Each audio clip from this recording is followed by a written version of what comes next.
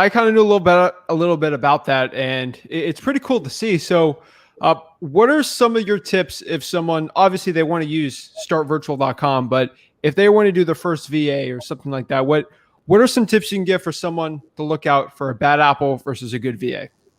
Oh, for sure. So I love that question because I think sometimes people go into hiring a virtual assistant with the wrong, expectation. And the thing people have to realize is people are people. And so sometimes, you may hire somebody and they're not a good fit. And it's just fire them quick and then get them replaced with somebody else. But, the way to have the most success with virtual assistants is integrating them into your culture for your business. So if you're doing team meetings or partner meetings and different meetings with your team, having your virtual assistants be a part of those meetings. Because what do people want at the end of the day with their work? They want to feel like they're a part of something. They want to feel like they're getting contribution. They want to feel significance. They want to feel like their voice is being heard.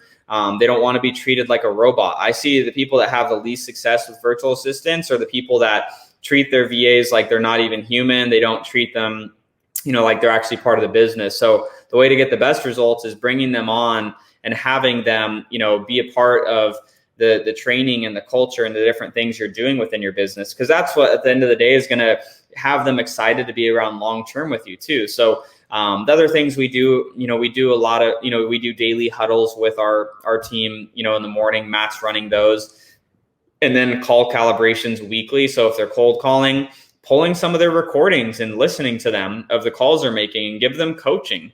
The managers that Start Virtual, they help do that as well. But if you have certain types of strategies, like for us, like we buy wholesale deals, we buy subject to, we buy, seller finance deals. So we coach our team on how to understand how to have those conversations with these homeowners. And so, the more that you pour into your people, whether they're virtual assistants or not, the better results people are going to get. But managing expectations of if you are not, number one, if you're not in a position financially to, be paying for marketing for multiple months in a row, it's probably not a good fit to pay for, a virtual assistant. It's just not. You should start with some of the more affordable lead gen strategies like driving for dollars or, JVing on deals or, not door knocking until you have a little bit more capital to spend on marketing is definitely my recommendation there too.